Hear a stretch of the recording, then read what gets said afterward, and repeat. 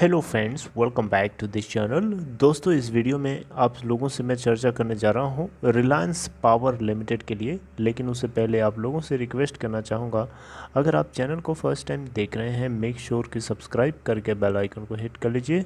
और demat trading account के लिए डिस्क्रिप्शन बॉक्स में लिंक दिया गया है।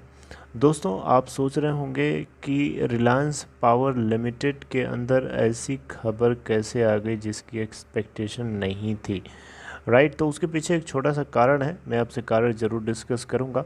उससे पहले अगर हम देखें तो रिलायंस पावर लिमिटेड का stock price last trading session में 12.60 पे ओपन हुआ, मार्केट में 12.40 का लो बनाया और 12.95 का हाई और 12.50 के ऊपर तकरीबन 0.81% ये तेज़ी के साथ बंद हुआ। करस्पॉन्डिंग मार्केट के आप देखें अगर तो 4250 करोड़ रुपए।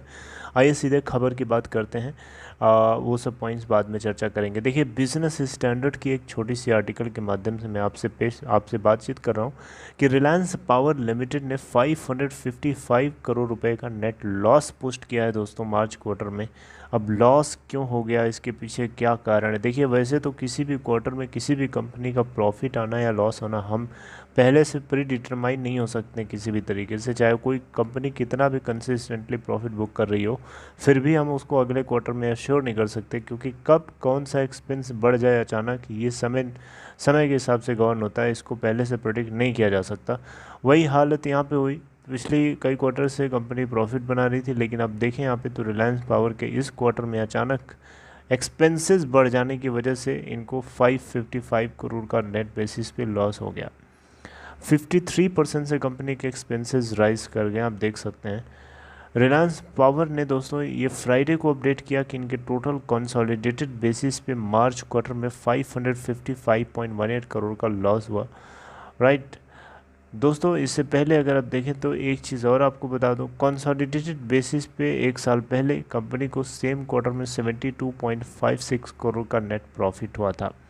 टोटल इनकम अगर हम देखें तो इस क्वार्टर के दौरान 1878.4 करोड़ की निकल के आई, जबकि एक साल पहले सेम क्वार्टर में 1691.19 करोड़ निकल के आई थी। टोटल इनकम देख सकते हैं ठीक ठाक है, बढ़िया है। अगर हम टोटल एक्सपेंसेस की बात करें तो एक्सपेंसेस बढ़ा है और ये बढ़ करके 2525.02 करोड़ रुपए हुआ है, against 1647.69 crore in the year ago period. ये टोटल एक्सपेंस है दोस्तों। एक्सपेंस मतलब कंपनी कितना खर्चा करती है। आपका एक्सपेंस बढ़ेगा, कंपनी का खर्चा बढ़ेगा तो डेफिनेटली उसका प्रॉफिट क्या होगा, कम होगा, क्योंकि खर्चा अल्टीमेटली प्रॉफिट के से ही माइनस किया जाता है। आई होप आपको पता चल रहा होगा। तो पूरे फाइनेंशियल ईयर 2022 के चारों क्वार्टर्स का मिला के अगर आप पूछेंगे तो रिलायंस पावर को नेट बेसिस पे लॉस ही हुआ है 605.9 करोड़ रुपए का, राइट। तो हालांकि फाइनेंशियल ईयर 2021 के चारों क्वार्टर्स का मिला के अगर आप देखें तो कंपनी को 228.63 करोड़ का नेट बेसिस पे प्रॉफिट हुआ था।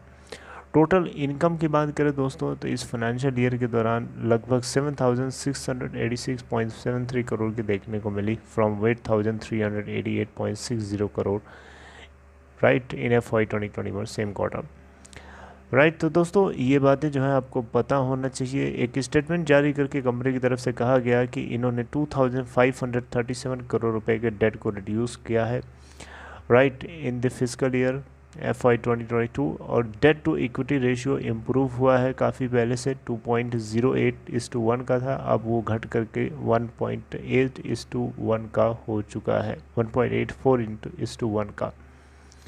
रिलायंस पावर लिमिटेड आपको पता होना चाहिए, रिलायंस ADAG ग्रुप का एक बहुत ही बड़ा हिस्सा है, एक leading private sector power generation company है, कोल रिसोर्स कंपनी भी है, यानी कोल का भंडार भी करती है, आप देख सकते हैं। और कंपनी ने दोस्तों यहाँ पे अगर आप देखें तो इसके पास लार्जेस्ट पोर्टफोलियोज़ है पावर प्रोजेक्ट्स का पूरे प्राइवेट सेक्टर में। और ये पूरा का पूरा कोल, गैस, हाइड्रो और रिन्यूएबल एनर्जी चारों के ऊपर आधारित हो चुका है।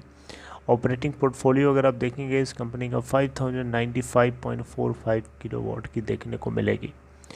ओके, तो दोस्तों ये थी छोटी सी खबर मेगावाट की दोस्तों। 5945 मेगावाट यानी 6 गीगावाट के आसपास की इसकी टोटल कैपेसिटी है दोस्तों ऑपरेट करने की, राइट।